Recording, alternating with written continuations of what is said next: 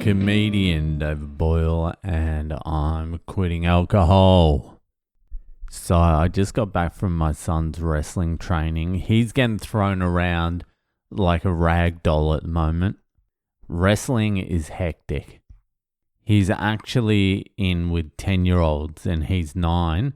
Well, 10, 11, 12, 13, 14-year-olds. And he doesn't know the rules of wrestling.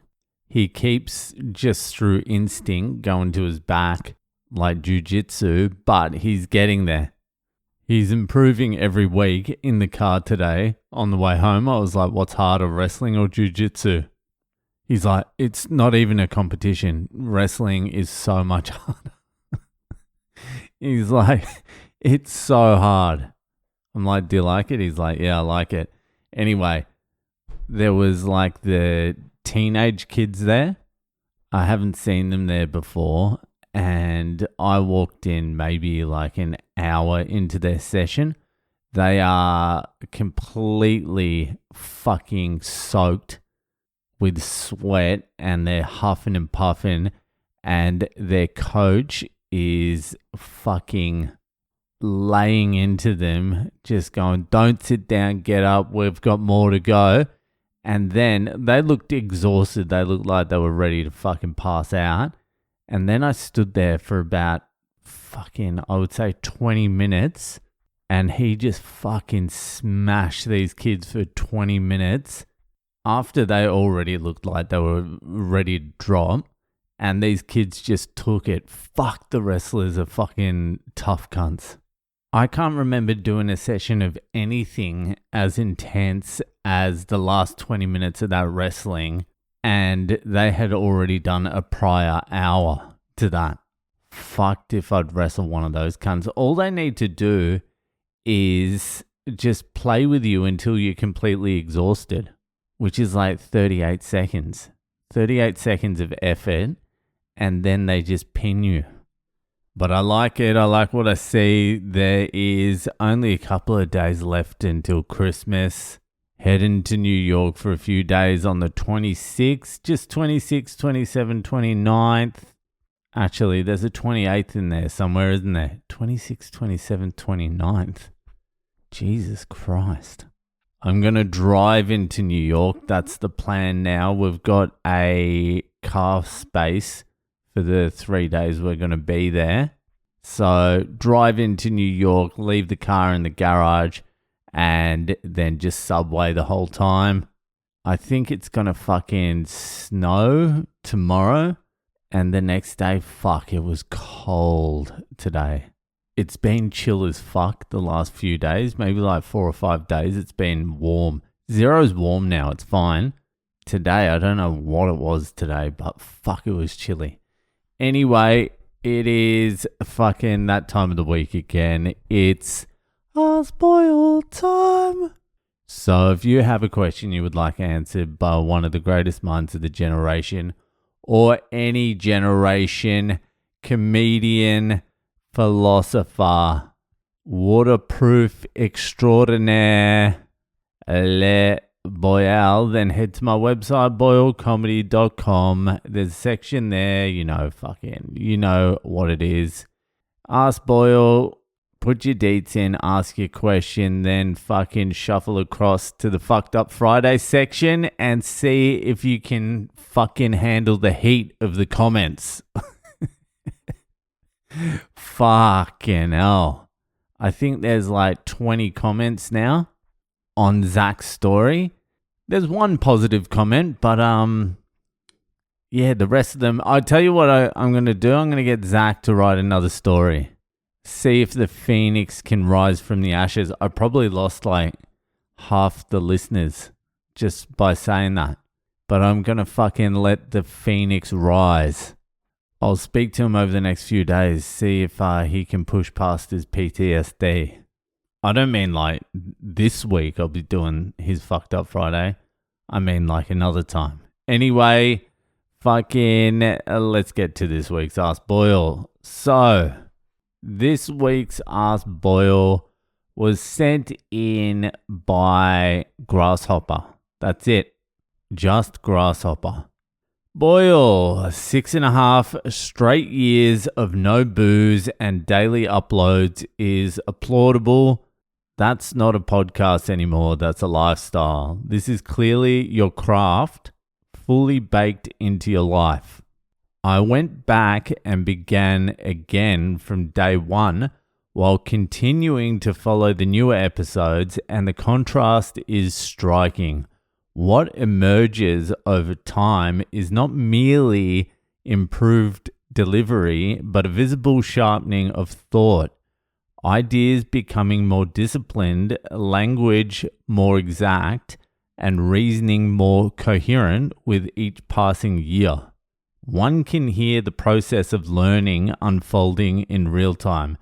As understanding compounds and expression matures, it's amazing to witness the greatest mind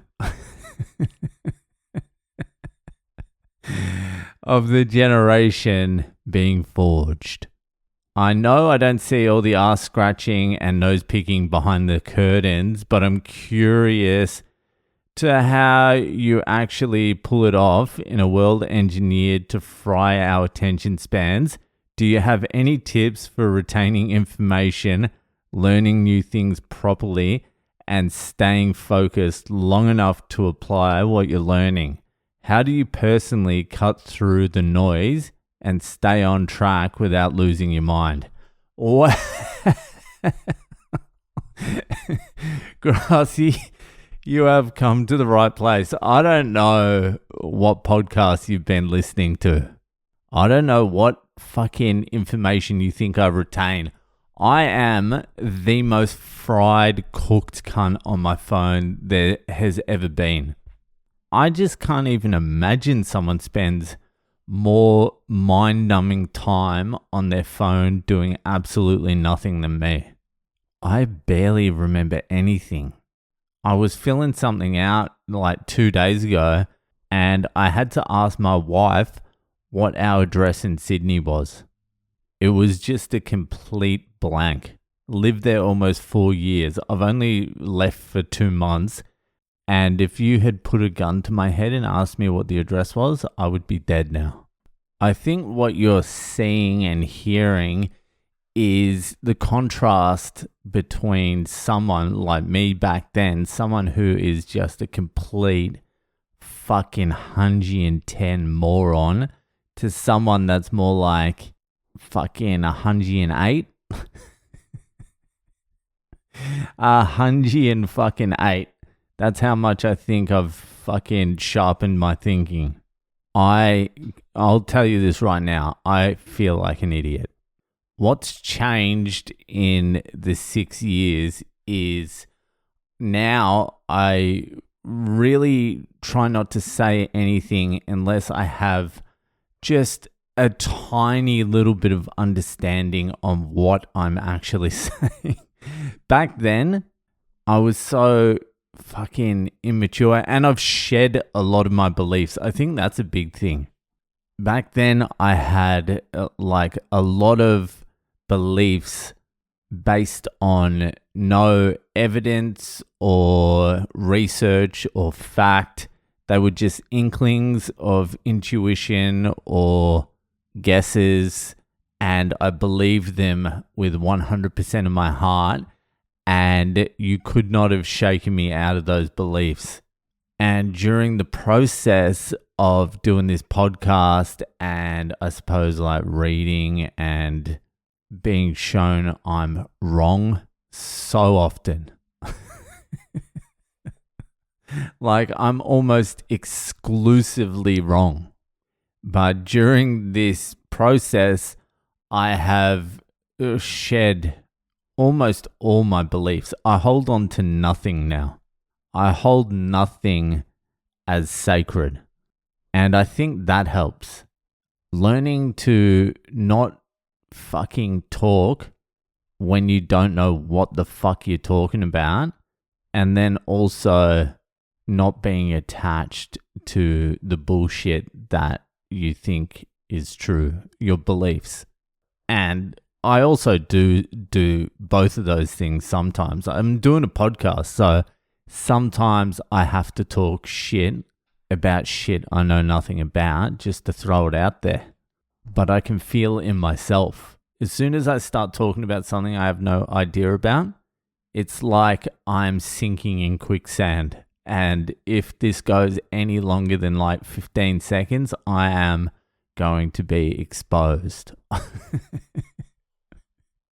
And that's almost every single topic there is. And I think the phone, I've been thinking about it the last, like, let's say 2 or 3 weeks. The phone addiction is a real thing, and I do feel like it's doing proper damage. I think that slow drip of dopamine, like just not huge, like you're not fucking blowing your brain out, but you are numbing it with just those tiny little drips of fucking dopamine. And I feel like that is wiping the hard drive a little bit as well. You know how when you drink heavily, you black out and you can't remember shit. I feel like the phone is like a low level blackout and you start losing memories. So I really want to get off it and see if my mind comes back a little bit. Because I used to be able to do a lot more in my head than I'm able to do now. I used to be able to like organize thoughts and ideas from different places and keep somewhat of a track of them and put them together and be able to like follow a path. Now I can't do that. That's why I'm doing this history thing and I'm writing everything down now. I'm reading, I'm writing, and I'm about to start typing. And the 3 layers is helping with retention, but also it helps organize the thoughts as well. But if you are seeing that, that's kind of cool because when I did start the podcast, I was like, all right, it's much better to show than to tell. You know, like cunts will tell you fucking what to do. They'll give you advice. No one listens. But if you can see someone, and it ain't pretty, it's not fucking linear. It's not like, oh, this guy quit alcohol and then everything just fucking was amazing. I was waterproofing 2.5 weeks ago. You know what I mean? But that's life. It's fucking ups and downs, baby. But I was like, if you can follow someone's journey and see, like, warts and all, what actually happens, that's the actual point of the podcast. You might think it's other things. You might think it's talking about my rig, trashing Zach, but no. It's to see if there's any actual fucking improvement over the journey. And if you see some, I guess that's a good thing. But I don't feel it. You never feel it. You're never like, oh, I think I've reached the destination. I think I am the perfect specimen. Anyway, grasshopper, what I would do is I would read a lot. I would let go of any beliefs you have. Just let go of them. Most of the beliefs you have been inserted into your mind. Haven't you noticed that? Even after the Bondi thing, everyone is talking about the same things within a very small spectrum. So read a lot, let go of your beliefs, and write. Just put pen to paper. Even if you're not going to read it later, the writing helps map out your thoughts. It helps galvanize what you're thinking. So just write, even if you throw it away. Anyway, fucking thanks for sending in that question. That'll do for tonight, and I'll see you the fuck later.